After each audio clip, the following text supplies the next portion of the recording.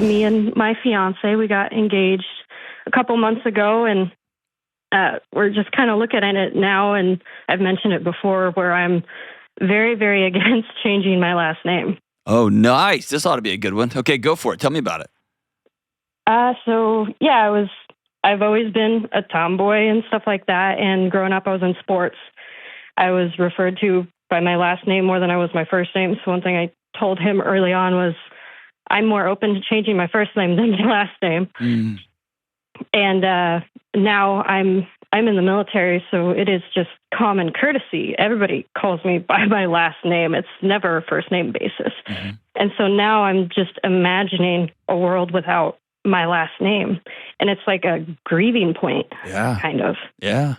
Very, very real grieving point. Tell me about the man. I'm assuming it's a man. Tell me about the man who gave you that last name.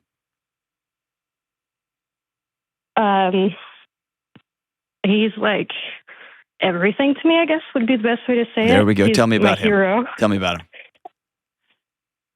He had like a really, really hard childhood that when I did hear about it, I think I was maybe like 12 when I officially heard the full story. It was very out of the ordinary, and just seeing how he came from, he has every right to be the worst person possible in my mind, but he chose to be like a Christian father and completely turned his life around. So while his brothers became addicts, he became somebody very well known in the military and an amazing father to me and all of my siblings. So how much of this is you're losing your name, which is very real? And how much of this feels like you're somehow burying or dishonoring the man that literally changed his family tree by loving you well? It's definitely got a lot to do with that. I definitely can feel that. I just feel like I'm losing a piece of my family, I suppose. Could I challenge the loss? The name is the name. We'll talk about that in a second. But instead of thinking I'm losing my dad, tell me about this guy you're going to marry. He's got a lot to live up to, and I love that the standard for you is high. I love that. I wish every dad set the bar so high that whoever their daughter was going to marry, like that sucker's got to step up real tall because the bar is high. I love that that's your lived experience. I loved it. Tell me about this guy you're marrying. He's just perfect. I promise you he's not perfect. Promise he's not perfect. In my eyes, of course. We're complete opposites from each other, so we really just balance each other out. The way we can communicate, I think it's the healthiest I've ever communicated with pretty much anybody. And it's been honesty. Like, we've had our ups and downs. We've been together 5 years.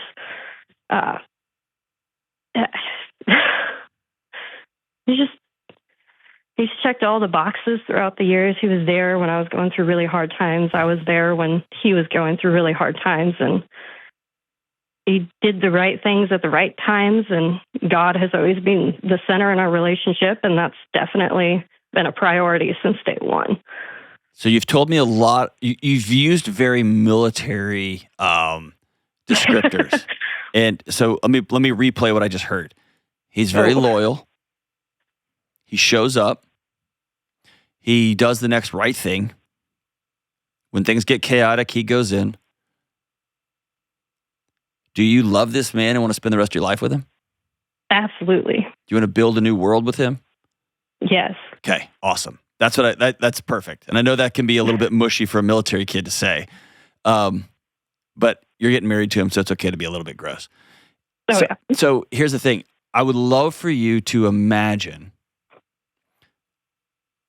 or reframe, if you will, the greatest way you can honor your father's new legacy is to continue it by not losing your dad, but by gaining an incredible new member to this family unit that operates different than anybody in that family line has ever operated before.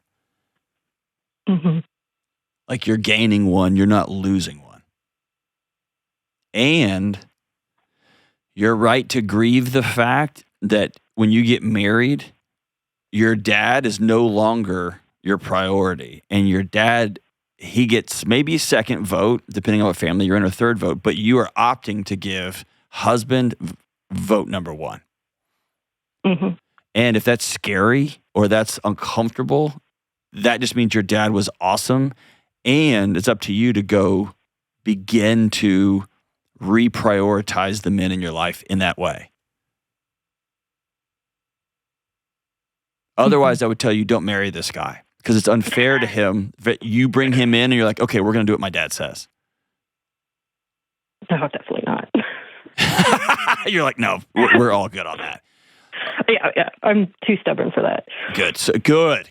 So tell me about when you talk about your name, because you're not losing just your last name. You're losing like I'm trying to think of the right word. Homage, is that the right word? It's not the right word. It's you're losing this honorable name that you have a picture of, and that's your dad. But you're also losing your first name too, right? Not changing my first name. That was no. I know, but like everybody calls you by your last name. Everyone has called me Delony. Yes. I know that when somebody calls me John, they either don't know me, or I'm in trouble. Nobody calls me that. My bosses don't call me that. Nobody calls me that, right? Yeah. And so you're losing your first name too, in a way, right? Mm-hmm. It feels like I'm turning into a completely different person. And when you get married, you are.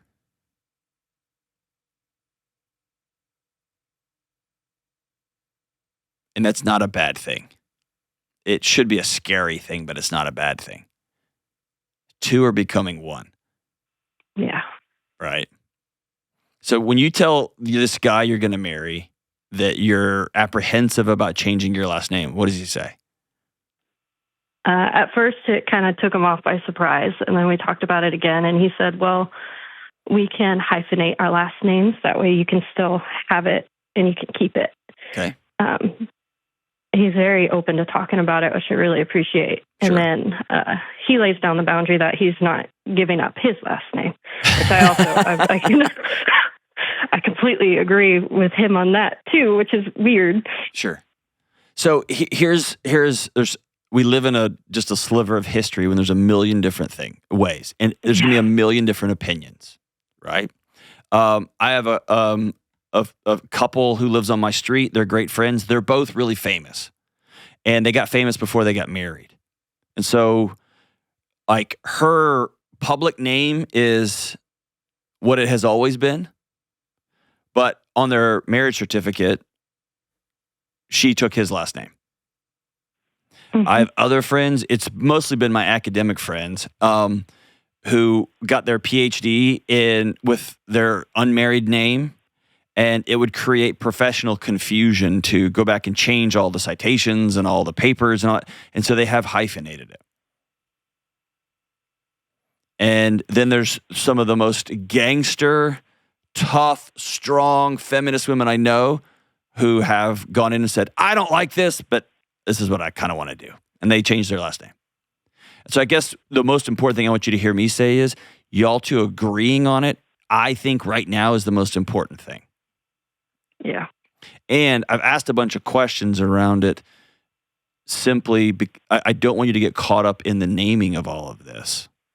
I want you to make sure that you are entering into a marriage knowing my dad's vote is I am intentionally moving my father's vote in my life, my brother's votes down in my life, because it's going to be me and this guy, ride or die. Mm-hmm. You just gave me a big pause. Tell me about that. All of my, well, not all of them. I have two other brothers. They're also military. And my father and my brothers, we've all kind of like military trauma bonded, I guess you could say. Right.